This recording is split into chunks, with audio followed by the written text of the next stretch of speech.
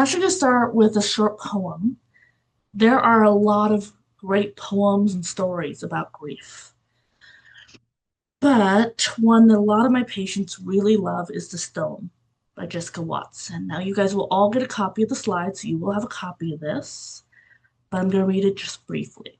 The best way I can describe grieving over a child as the years go by is to say it's similar to carrying a stone in your pocket. When you walk, the stone brushes against your skin. You feel it. You always feel it. But depending on the way you stand or the way your body moves, the smooth edges might barely graze your body. Sometimes you lean the wrong way, or you turn too quickly and a sharp edge pokes you. Your eyes water, you rub your wound, but you have to keep going because not everyone knows about your stone. Or if they do, they don't realize it can still bring this much pain. There are days you are simply happy now. Smiling comes easy. You laugh without thinking. You slap your leg during that laughter and you feel your stone. You aren't sure whether you should be laughing still. The stone still hurts. Once in a while, you can take your hand off that stone, run your fingers and roll in your palm, and are so preoccupied by its weight, you forget things like car keys, your home address. You try to leave it alone, but you just can't. You want to take a nap. It's been so many years since you've called in sad, you're not sure anyone would understand anymore if you did, if they ever did. But most days, you can take your hand in and out of the pocket, feel your stone, and even smile at its unwavering presence. You've accepted this stone as your own, crossing your hands over it, saying, mine, as children do. You rest more peacefully than you once did. You've learned to move forward the best you can. Some days you want to show the world what a beautiful memory you're holding, but most days you twirl through your fingers, smile, and look at the sky. You squeeze your hands together and hope you're living in a way that honors the missing piece you carry until your arms are full again. Now, this poem travels the internet. There are a lot of other poems like it, but I think it does capture what we're talking about today, that mourning. Mourning doesn't really end. It changes, it evolves. But when we lose someone or something that really matters, we're always going to miss it. It's always going to hurt. How much it hurts, how it feels will change day to day. But there isn't a timeline for mourning, and there isn't really an ending, just an evolution, as it was. So, a mourning ritual basically is what are the behaviors we participate in when we're expressing the grief of a loss? And there's so many varieties. Some people have some that are family traditions. Some people have some that are traditions that go all the way back to generations of religion or culture. Here in Utah, for example, a lot of funerals will have ham, some funeral potatoes, a roll. That is part of our mourning rituals to serve these foods. Some people wear black, some people wear white, some have wakes. It really depends, and some of these go on long after the funeral. So that's what we're going to focus on today is these behaviors. Now, there is even evidence that animals do mourn. I have a couple examples here. You can see an elephant that is actually touching a skeleton from another elephant. This is actually something we see a lot in elephant behavior. They do mourn. They actually show signs of visiting what we would consider kind of a grave site, a memorial site.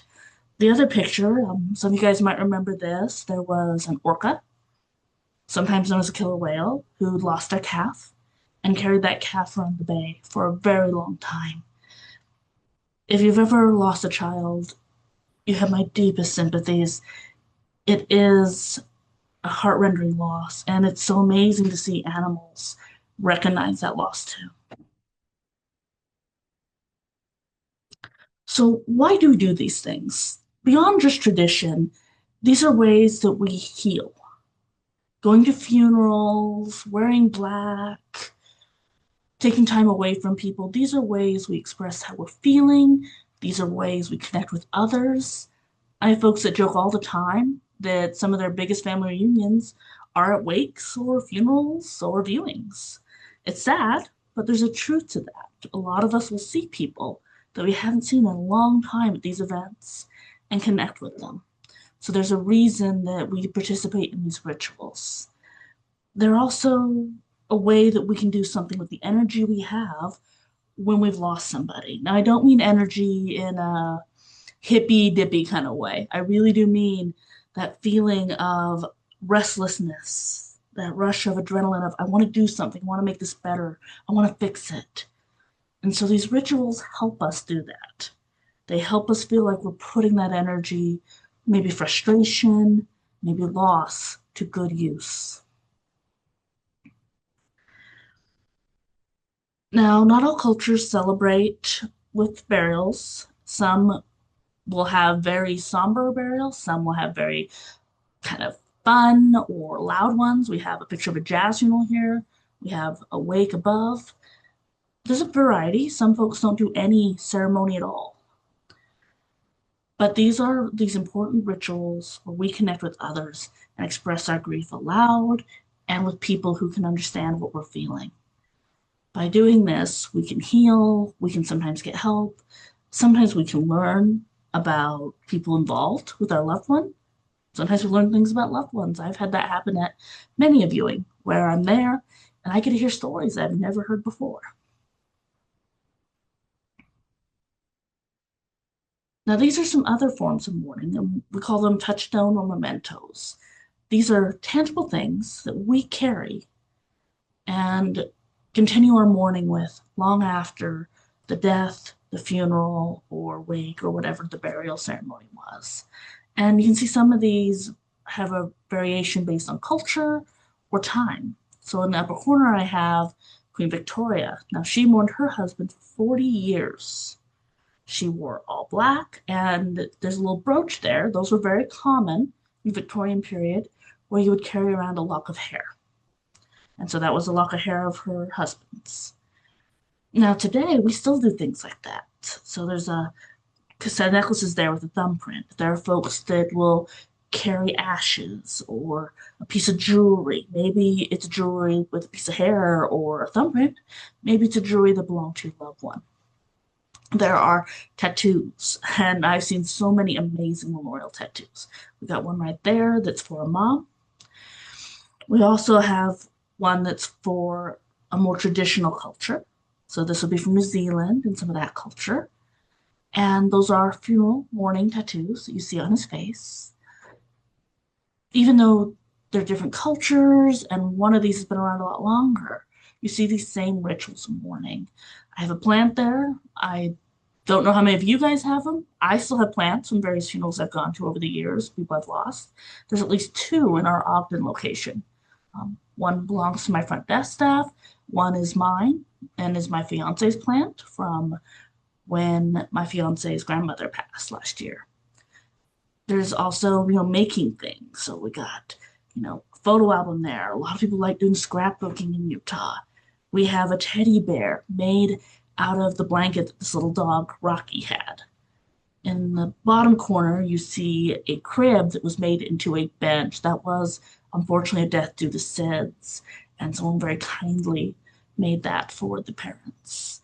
We don't do these things because we're morbid, because we want to be sad our whole lives. We like these tangible things to remember who we've lost. So if you have someone that has these kind of rituals behavior, do recognize, even if it's not for you, even if it's not the way you would do it, even if you're kind of like, I showed the hair picture to someone that went, ew, gross. These are the ways we as human beings have over time learned to feel still connected to that loss. It's not that we want to stay sad, it's that we want to remember and acknowledge that loss, just like that poem we talked about earlier. And I see something in the chat. Just check that. Yep, someone's sharing that they have an empty bottle of their fiance's cologne. Someone that still has the son's favorite jacket. Yes. I know that I have one of those blankets that are made out of t-shirts. I have several that were my grandparents' t-shirts, just all made into patches on this big quilt. I have some shirts I like to sometimes wear that were my grandmother's. These are things that really do help us. I sometimes have folks who'll come to me and say, well, my family member, my loved one, they're not moving on. They won't get rid of dad's shoes. They won't get rid of the car. They keep visiting the gravesite every week. I know it can be really frustrating if that's not where you're at, but for a lot of people, It's an important part of their healing. And remember, this is an ongoing healing. This is not a healing that ends. It's a healing that is the whole rest of our lives. And so it's really important to be respectful and understanding of that. Now, where is that line? Because I do have that question too. Where's the line where it's not safe for my loved one? Now, I've treated a lot of hoarders over the years. Just kind of comes with the job. Hoarding is different than mourning, and hoarding that needs intervention is usually when it starts becoming a problem. We have so much stuff that we can't live safely in our home, when we're carrying on stuff that maybe isn't a good idea to carry on because it's not safe. I know that my great grandfather, lovely man, when my great grandmother passed, just refused to have us clean anything or throw anything away, including stuff in the fridge. Now, that kind of thing is something that really, for safety and sanitary reasons, we just could not allow. It did have to be cleaning out that fridge eventually. We let him do it for a while, but that's an example of, okay, yeah, that's not safe. I've also had homes where some of the stuff's so cluttered that people are tripping, falling, where people are getting complaints or risks of being evicted. That's where, again, we're in a safety area, we might need to intervene. But if it's not causing harm to anybody, if no one's actually hurt, and I don't mean, okay, they're sad and they keep being sad, I mean hurt. These are important rituals that we need to respect, even if they're different from what you would do. Like we have a few more. Someone kept a dog's leash. Yep, cousin. Okay, so we can talk a little bit about that. So someone's asking, are there ways to grieve when you couldn't say goodbye? And normal, let's go to grave sites. Yes, everyone is very different. Not everyone gets a funeral. I know that in the last couple of years, due to COVID, we had a lot of folks that didn't have funerals at all. There's some folks that don't have grave sites or memorials. Some families just don't do funerals for whatever reason. I know my grandparents on my paternal side didn't want funerals. They didn't want fuss. So that was hard for me not to have that ritual because that's an important one for me. And so it's about finding the mourning ritual that works for you. I know folks that will literally do, I'm going to the iceberg for a shake to remember mom. And is that maybe different than some of the mourning rituals we're used to? Sure.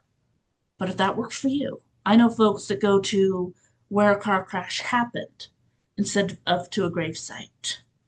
I know folks that have special places in their home that are kind of their mourning place, maybe where they keep ashes, maybe where they keep pictures. Some folks have something very similar to an ofrenda, which is something that you see in Dia de los Muertos, so Day of the Dead, which is in Mexico. I know people that have kind of ofrendas or kind of altars for loved ones at home, and that's their kind of space. I know folks that have done gardens or a particular memorial tree. I know folks that do particular trips and even do that trip every year, every other year, as a way to mourn, remember. There is no bad ritual. There's some that may be expensive, maybe illegal. I don't recommend those, or maybe not safe, but there isn't a bad one. It's just what's going to work for you and help you feel that you're doing something tangible to remember that loss. And there really is no rule. And some people just don't like grave sites. I know lots of folks that really hate going to cemeteries, that don't like going to the memorial sites, and that's absolutely fine. It's about, again, finding what works for you. I have some relatives that are particularly creeped out by anything having to do with funerals or cemeteries, and so they have their own rituals. And for them, it's things like trips, it's things like going to Dairy Queen, whatever it might be that feels like they're mourning. Sometimes it can be stuff with charities in their name. There's a lot of different methods, and we're going to talk about some of those. I think I saw another chat. Had to move. Oh, yep, not putting up photos, and that's very hard. Sometimes we're in a place where seeing a memento, something that reminds us of our loved one, just throws us in a bad place. Now, there isn't a rule of thumb.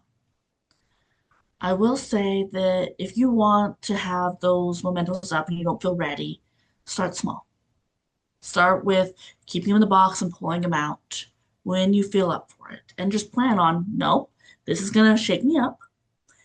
This is not something to do when I'm leaving for work in 10 minutes. This is something that I need to sit down and do. I have folks that like to start with having them hung up someplace where they don't have to see them regularly. And that includes some of these other mementos that we're talking about. I know folks that, for example, some of these memorial teddy bears, they will sometimes put away in a toy box or on a shelf where they don't have to see it regularly. There isn't a rule, and where we're going to be changes. Sometimes we never get to the spot where we want to see the memento, and that is okay. There's no rule saying you have to look at it ever. It's about what feels right to you. And so if you never feel ready to put those photos up, that is okay and it's perfectly healthy. If you feel you want to put them in a booklet instead, that is okay and healthy. It doesn't mean you're forgetting or not mourning or not acknowledging your loss. It just means that's the place your body and mind is right now.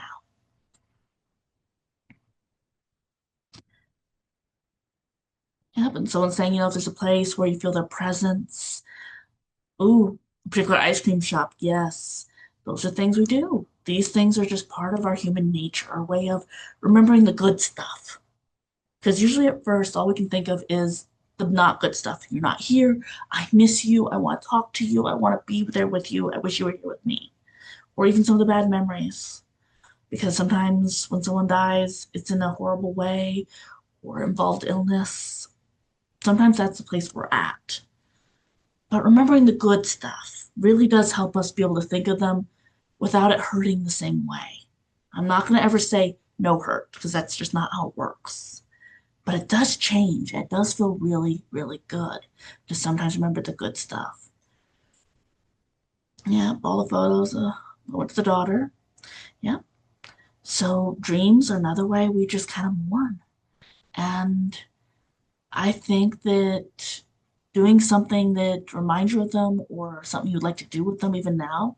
I know folks that, particularly some of my widowers, have listed bucket list things they had with their spouse that they're like, well, I'm going to do those things and still remember them. Some take mementos with them as if that loved one is there, that spouse is there. Some don't. It's just up to you on what feels right. Yeah, a lot of people sharing some good stuff here.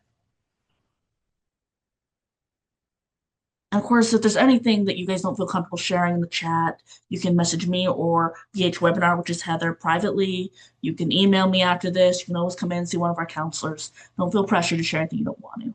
So these are some other mourning rituals: flowers, grave sites, clothing accessories. I know folks that like specific things, like we honor so and so on Memorial Day, or Breast Cancer Awareness Month, or on our wedding anniversary. I know folks that love doing charity things. They love going to runs. They love making an effort to donate to an animal shelter. That's a really common one. Or to events related to kids, something that makes them feel like I am honoring this person that I've lost. I know a lot of folks have lost someone to suicide. I just saw someone mention that in the chat. We have two big runs in Utah. Well, there were walks actually than runs now I think about it. So in Ogden, we have the New Hope Walk. In Salt Lake, we have the American Foundation for Suicide Prevention. Now, these walks happen all over Utah. Those are just the two I participated in. These are walks not only to honor those we've lost to suicide, but to raise awareness and support for those who are struggling with suicide right now. So if that's something that you feel passionate about, I do highly recommend those environments. They really do feel so good. I try not to miss either of those two. I always try to go to the Salt Lake one. I always try to go to the Ogden one if I can, because I love that environment. I love feeling like we're all together in this fight and we're all remembering people we've lost and fighting to make sure we don't lose any more. There's also, of course, creative things. Some people like to write songs to remember people they've lost, poems. I've seen people make some really cool memorial videos, especially some for our younger folk. I know people that have parties or wakes. I have people that will write stuff and publish them in newspaper journals. If you are a local person here in Utah and drive 15A time around this time of year, you'll see a lot of memorial billboards for a particular person this time of year. Now, most of us can't afford that, but it is, again, a way to acknowledge publicly what we've lost, and it does feel really good. So these are just some charities that I can recommend. Let's see. Yeah, second year can be a lot harder because the first year we got so much to do. Oh, and we have someone who is Navajo or Dene. Yes, there's some difference in a lot of Native cultures. So I've mentioned in other webinars that half my family is Lakota, so that is Native American from South Dakota. So something that my coworkers have gotten used to is when I lose someone, and there was a 2-year period where I lost 4 people, I cut my hair. And I don't mean just a trim, I mean it was up to my chin. And so for a lot of my coworkers, that was really hard for them to adjust to, because usually my hair goes down my back. And this idea of, well, are you okay? Are you healthy if you're cutting your hair like that? But for me, it is so important to have that cultural tradition. And so you're going to find that in cultures, and not just Native American cultures, cultures all over the world. Yeah. It's one of those days where you're okay some days and some days you're not. It's true. It's not, I'm over it. It's, I'm changing how I feel day to day. Yeah. And yeah, sometimes we're numb and angry. Oh, some people have lost some kids, dads, a lot of stuff. You don't get over it. You just get better at coping. Yeah, and I noticed there's a question there on, what do you say? So if you look at some of my other webinars, I do get into that a little bit.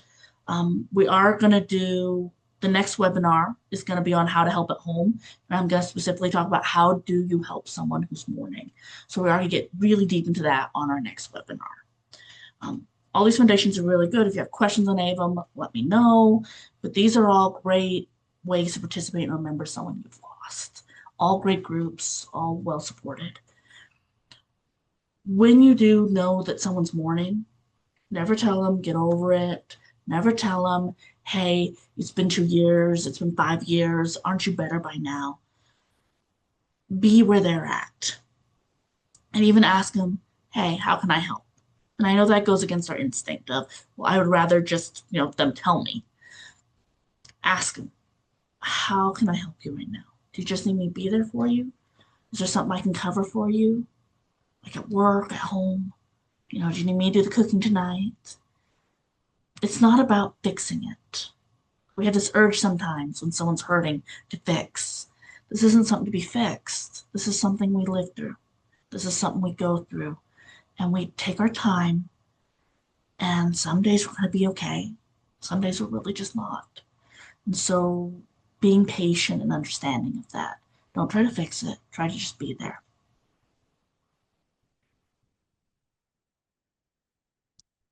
Oh, yes, ALS. There's so many charities. And honestly, it was one of those things of I wanted to keep fitting in charities. I kept going, okay, let's add this one, let's add this one. I kept having to make them smaller and smaller because there were so many I could think of. There's some beautiful ALS charities. If you are looking for one specifically, let me know and I can pull some up. I forgot to put New Hope on here. These are just some that I listed, but there are so many amazing charities, including local ones. So if there's some place that you feel, yeah, I want to honor my loved one this way, yes, it's healthy, it's good, it helps us heal. These are just some that I threw together. And like I said, they kept getting smaller and smaller. And so I had to stop myself from adding more because I was afraid of making them too small or making one of them bigger or smaller than the other because all these are good. There's so many other ones. I want to honor them all. Maybe one of these days we should just list a whole bunch of them on one of our web pages. So Festival Trees is a charity run by our local hospital, so Primary Children's, and it raises funds for that hospital. And so one of the things you will see at the Festival Trees is they will have a bunch of trees. They'll also have things like gingerbread houses, wreaths, home decorations of all kinds, handmade toys, but traditionally it's mostly known for the trees. And a lot of them are done in memorial of someone. And so you'll see like a tree that's themed around, say, Frozen, because someone's daughter was into Frozen, or teddy bears, because great grandma was into teddy bears. And these trees are auctioned off to raise money for the hospital. And so it is a beautiful charity. It's one I don't like to miss. It's just very moving for me. I always end up sobbing because I do actually like to read the stuff on who's been lost and why. And I like to have that moment to cry, but that's not for everybody.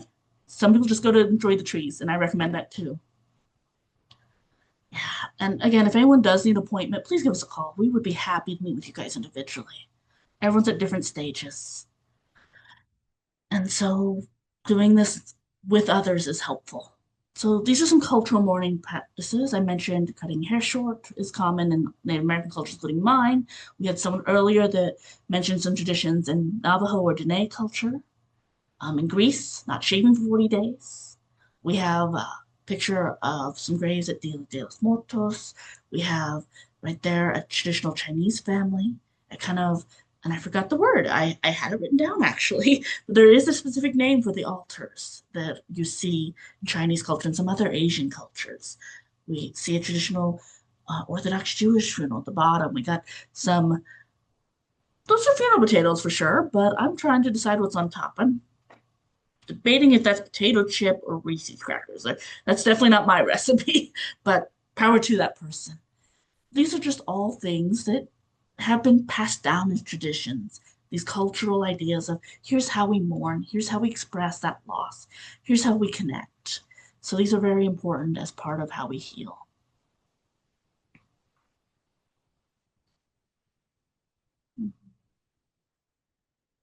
Cornflakes, you know what? That is what it is. You're all right. And I had someone asking about, knowledge and grief. So I'll tell you a little something about therapists. A lot of us have specialties, a lot of us don't. I'm a general practitioner. I have a lot of experience in various areas. If you're coping with grief, it's good to see somebody. You are going to find some that have more expertise than others. If you find that you're seeing a therapist and they don't meet your needs, it's good to find another therapist that does. More important to how you do in therapy than what diagnosis you have, what the therapist brings to the table, what you bring to the table is rapport. So all the research backs this up. This is something we learn about in school as therapists. If you come to a therapist and their expertise is not in your particular condition, you come to that therapist and maybe they just aren't the person you usually pick, but you connect with them. Those are the things that matter more than their degree, more than expertise. So I always recommend, when in doubt, find someone that you feel hears you and respects you. If you feel heard and respected, if you feel you can go to this person, that is honestly the most important thing for success in therapy. So we talked about this a little bit already, keeping calm and that pressure to, I'm over this, I'm better, I have that mask on, I can go to work and do my job, even though inside I don't feel that way. There's a lot of pressure to not be upset in public, especially after a certain time frame. There's pressure to still do the job. There's pressure not to complain. There's a lot of that in society, and it is real peer pressure. We're going to get into a coping skill I have specifically for that. But one of the things I will say in general is don't feel pressured. You do not have to be over anything. You do not have to keep a mask on. It is important to have that space where you can feel your feelings and not feel judged or pressured. Oh, this chat is so busy. Sorry, guys, I'm trying to pay attention to them all. Oh, some questions on funeral potatoes. I'm sure some of you all have some amazing recipes. I've never known any family to have the same recipe, and that's what I love about funeral potatoes.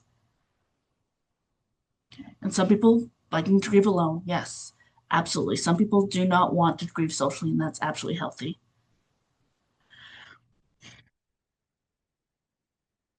So local self-control and taking the reins. So we talked a little bit earlier about telling people what you need. This is the area where we can control. We do not get control what other people are going to say about us or people thinking, well, you're not healing fast enough. We don't get control some of the stuff involved in funerals sometimes. Sometimes it's because we don't get to say. Sometimes something completely out of everyone's control, like COVID. But you can tell someone what you do and don't need. It is perfectly healthy and polite to say, hey, Bob, I really don't need you to give me a bunch of advice on cancer and all these things that you've been talking to me about. You know what I really need? Tell me instead about what you're up to these days. Can you distract me with what shenanigans your 14-year-old's gotten into? You're going to have someone that will say things like, oh, you're going to have another one. It's okay. You still got your other three kids. I kid you not. I've heard that one more than once. It's one of the few things that really makes steam come out of my ears. It's perfectly okay to say, hey, that's not helpful. You know what would be helpful? We actually really need to get our kids out of the house a little bit because we have some stuff we have to deal with. Could you take our kids for an afternoon at some point this summer so that we can get some of this stuff done? We would really appreciate that. I know it can feel a little selfish to direct the traffic, but most people that are trying to help with grief are bad at it. And most of them just want something they can do. If you give them something they can do, most will step up and do it the way you ask. But if you just let them continue to push, they're going to think, oh, I'm helping. And they're going to continue to push that way. So I really encourage you, don't be afraid to direct that traffic and say, here's what I need, here's what I don't need. Sorry, bunch of chats. Even returning back to work, we need to do a whole presentation on that, don't we? I do have a tip on that we're going to go over and a particular coping tool I like to use. Yep, spirituality. We're going to talk a bit about that. Yep, connecting with someone. Oof, a lot of you guys have lost some folks, and my deepest sympathies. If you don't know what to say, that's a very good question. If you don't know what to say, and that depends on where you are in that part of the scenario, if you're the person grieving and you don't know what to say or what you need, it's okay to just say, stop. Please, you're not helping. Could you just be here with me or just give me space? It's also okay to have someone else direct that traffic if you have someone that can. Just make sure it's someone that does know what you want. If you're on the other side of it and you really want to help someone and they're grieving, they're struggling, and you just want the right words. Some of the things I find most helpful is saying, hey, I know you're hurting. Is there anything I can do? And don't say it if you don't mean it. If you really don't mean you're up for helping, don't offer. It's okay to say things like, I know that you're hurting and it makes me sad and I want to fix it for you. I know I can't. Sometimes just being honest is perfectly okay. Sometimes it's okay to say, hey, I don't know what to say. Can I just sit with you for a minute? But don't talk about anything. I wish I could tell you, here's the manual. Every person, every day is different with grief. As long as you go into it, being willing to listen and understand and not tell someone how to grieve, you're going to do great. If you're grieving, it's okay if you can't always direct the traffic. Just don't feel like you have to sit there and politely take someone else's advice or help if you don't want it or if it's not helping, even if it means getting up and leaving the room. Is it rude? Sure. But sometimes it's what you need to do, and that's okay.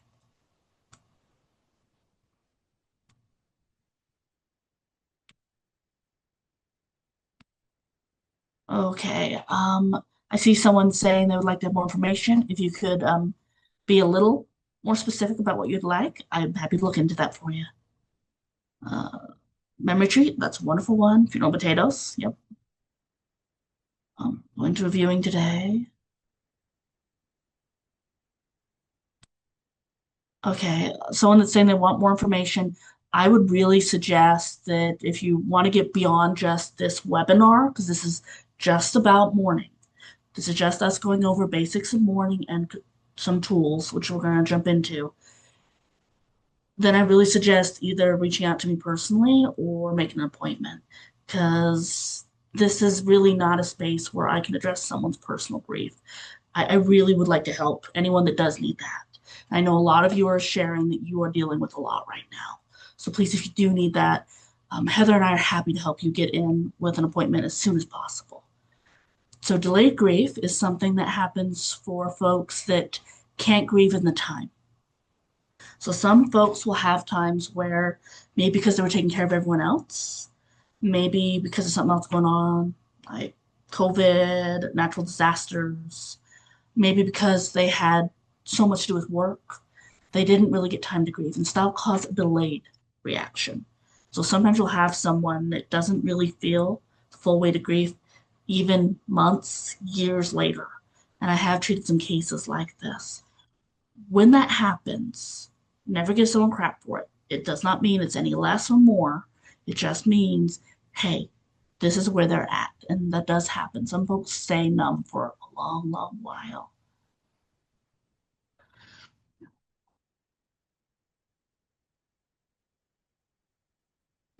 I have a lot of folks asking questions. And again, if if you do have something specific, I would like to go into it with you. Please just shoot me an email, message me, Heather. We do want to help everybody, but this is an overview today, and I want to make sure that everyone gets what they need. If you do need resources, that is a great thing for an appointment too. That's something I'm always happy to help with. That's something our amazing C4 team is also great about helping with. And some of our other webinars have some resources too. So this is a tool I use a lot, and I know it's going to sound a little weird. So scheduled grief. So a lot of my folks that work or are taking care of children, which is unpaid work, of course, still work, they feel like in that moment they have to have the mask on. They can't grieve, they can't express what they really want to express. And so something I've done with patients for years, something I do myself, is I will schedule time to grieve. So the way that works is, hey, this is the time today where I get to break down and be as angry or upset as I want. And that is at this time. The rest of the day, I'm going to be on par and on stage. So, to give you an example, I mentioned earlier that my hair used to be really short up to my chin because I had 3 or 4 losses in a very short time period. But I also had a full load of patients. I had a staff and 3 offices I was running. I couldn't have breakdowns in the office every day. That doesn't mean I didn't need them, but I had a lot of people depending on me. And like I said earlier, grief is not something you just get over. It's something that's going to affect you months, years, forever. So sometimes months later, it'd be like, no, no, no, I'm struggling today. Maybe because something came across my desk that reminded me of my loss. Maybe because it was just a bad day. Maybe I heard a certain song. And so my rule was I had a little break time that I had scheduled. And I would literally get in my little Subaru. I'd go around the block. There's a little neighborhood around the Ogden office, park. And this was a kind of private area, it was near a church. And I would beat my steering wheel. I would cry. I would scream. I'd play loud music, anything I needed for that 30 minutes. And I just let myself have it. I wasn't on stage. If I needed to curse, if I needed to be a little aggressive and violent, I let myself have it. When the time was up, I'd clean up my face, put on my makeup, go back to work. It just was letting pressure off the kettle. I know it sounds really crazy, but I have actually looked into this quite a bit since then. It is healthy. There is nothing wrong with it. There's nothing crazy about it. Sometimes you just need some time off stage where you can be a human being with strong feelings. And so I do highly recommend this method. That doesn't have to be in the car. It's really, again, what works for you. Yep, saying I don't know is an answer. Yep, closure.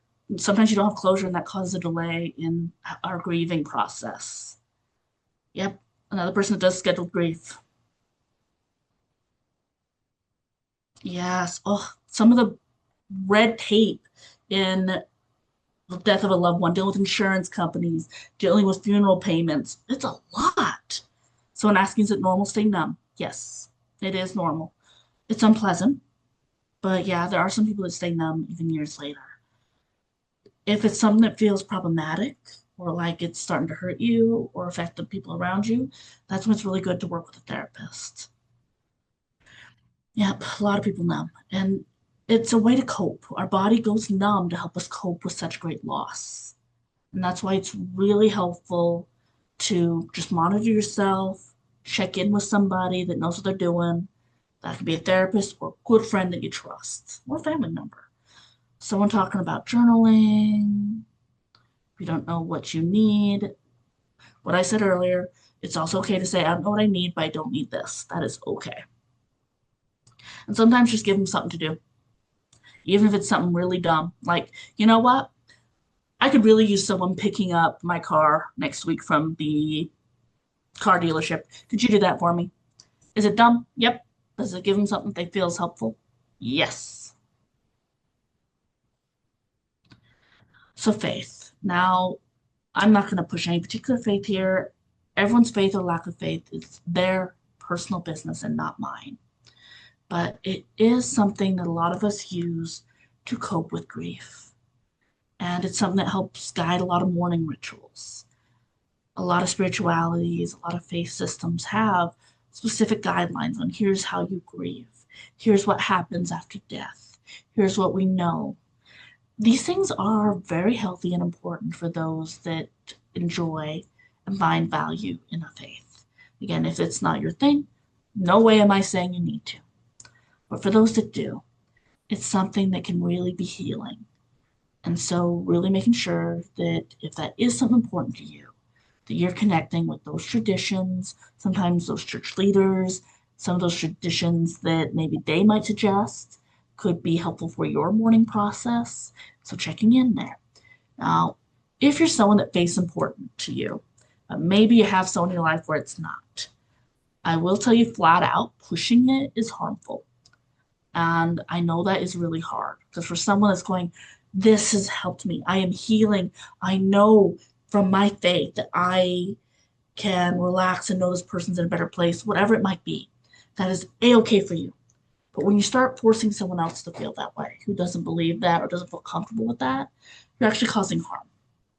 And so I would encourage you, if you are a person of faith and you have someone in your life who is not, do not push that. I know you may be thinking I'm helping. I will tell you that I have people who come into my office quite traumatized from a relative saying, well, you just need to pray more. You need to go to church more. You need to read your scriptures more. I have people that come in sobbing, saying, I just needed them to be understanding. I just needed a hug. I did not need the third degree. So I'm really going to discourage any pushing. But if it is something for you, yes, it's a beautiful, wonderful support system.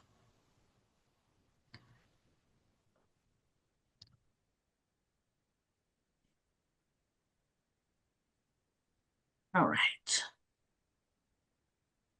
Is it normal? Question the Lord. Yeah.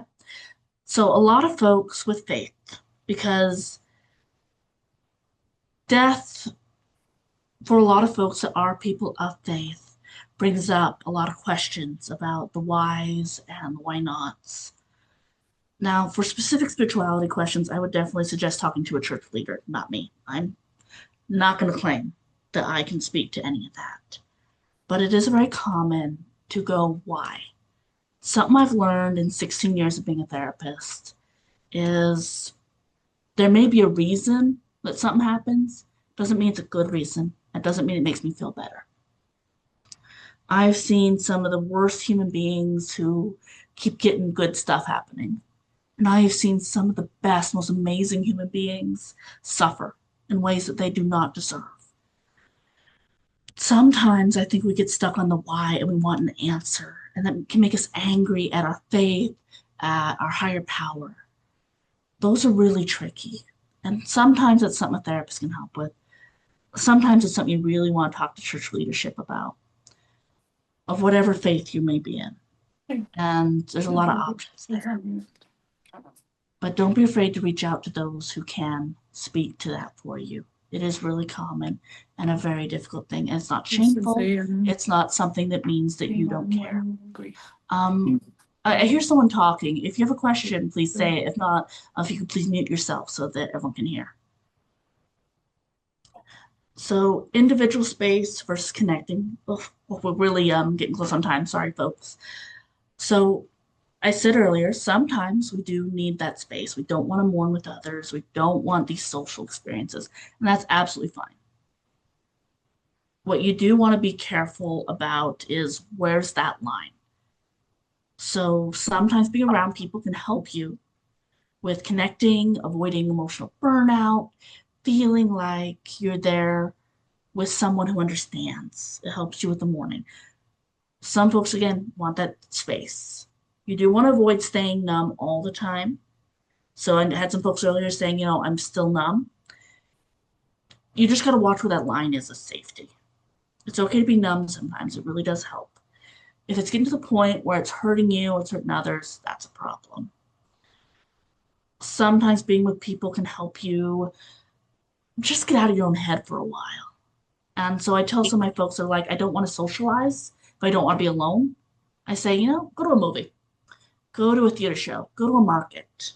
You're going to be around people, you're going to be talking to people, but you don't have to do anything beyond basic chit chat. So for a lot of my folks, that can really, really help. And this is just a quote from William Shakespeare. I do think there's a value in putting words to our grief, to sharing with others, even if it's an environment like this, if it's in a support group, if it's family, if it's in journaling. These things really do help.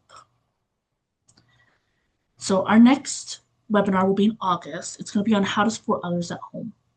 So, in this particular webinar in August, we're going to talk about how do we talk to someone that's grieving in our family, in our friendship groups, in our church groups, in our workplace, even a little bit. How do we be supportive? Now, there is one specifically on the workplace that I did previously. I do recommend that one as well.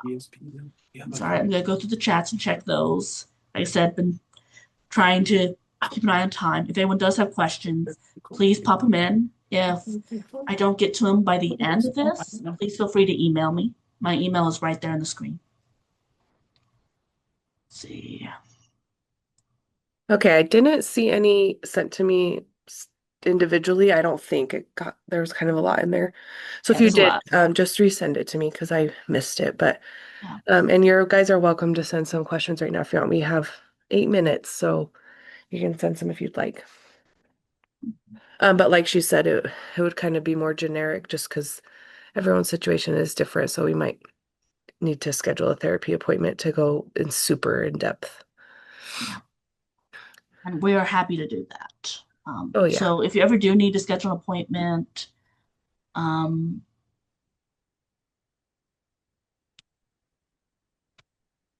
Heather might be able to answer that question. I'm not sure. Someone said they were late due to confusion with the workforce. That won't impact getting credit. You get credit for attending this, no matter how long you were here for it.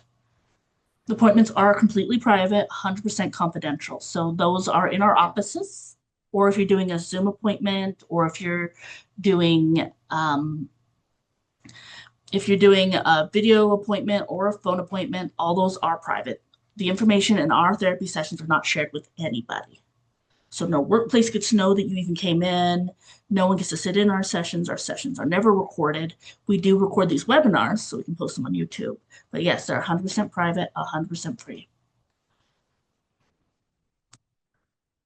I had someone say, loneliness should be another stage of grief. So the stages were actually not made for that kind of grief. They were actually made for um, grieving a diagnosis like cancer. And that's why you don't see loneliness in there. But I would agree it's a very important stage of how most of us grieve when we have a loss. Someone asked where we're located. So Blomquist has offices all across from Logan down through Orem. But if you're not and Salt Lake, like all in between, but if you're not in those areas, we have affiliates all over the state and country.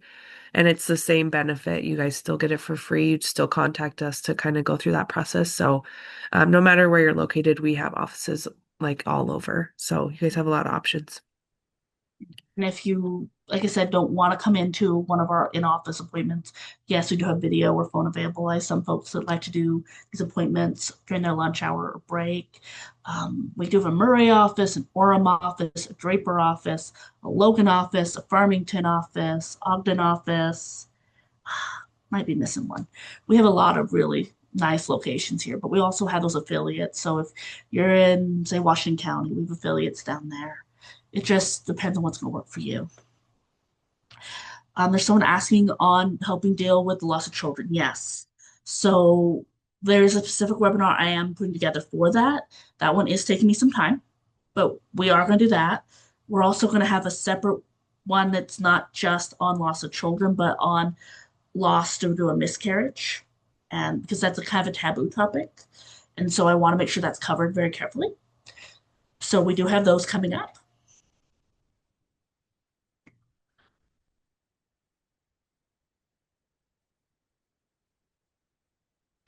I have someone asking about, how do you handle questions from a spouse's family member? Um, that's a very good question. It sounds like it might be a little specific. I will say there is no wrong answer. You do not have to answer anything for anybody. You do not owe anyone anything. I am going to highly recommend, and this is not, yeah, this is okay for me to say. So if you have a family member, even if they're not toxic, we have a wonderful set of webinars, two of them, called Boundaries with Toxic People. So I'm not implying that anyone's family is toxic, but has really good advice on how to set boundaries and how to hold them. And so I think that would be a really good webinar for you to watch. Boundaries are a verbalized expectation. It's perfectly okay to tell someone, I can't answer that for you.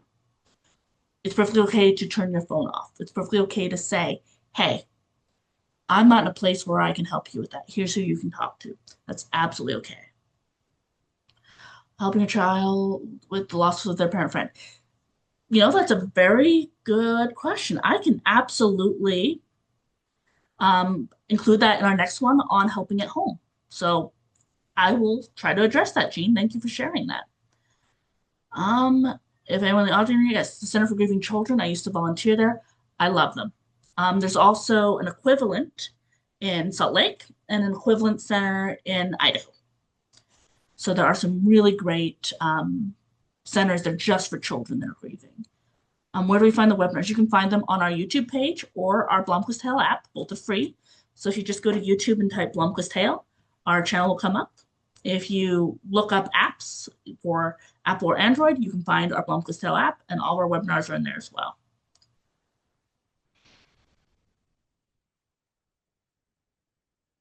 Yep. Someone saying they take the anniversary of their son's death off. You know what? That's smart. I usually plan a trip around, there's a couple anniversary dates that are really close to each other for me. And so I like to tend to take a 3, 4 day weekend around that time so I'm not at work. I think I ended up working it last year and I think it was okay, but sometimes you just need that space. You don't have to be in a place where you have to put that mask on. I asked someone asking if we had locations in St. George. We do not currently. We'd really love one. We do have affiliates in St. George, so we could get you in though with someone in person at an office in St. George. Just give us a call. We will help you set that up. And again, that benefit, it's still the same. So it Yeah. would be free, still confidential. It's just not a Blomquist employee. It's like a partner therapist, if that makes sense. And I know we're right at the end of time, so if anyone does need to go, please do. I don't want to keep anyone from their work. I will stay for a few more minutes for anyone that does have questions. And you're also welcome to email me. You're welcome to email Heather. You're welcome to give our offices a call. We want to make sure you all get what you need. And we will be sending out copies of these slides. We will be posting the webinar on our YouTube page.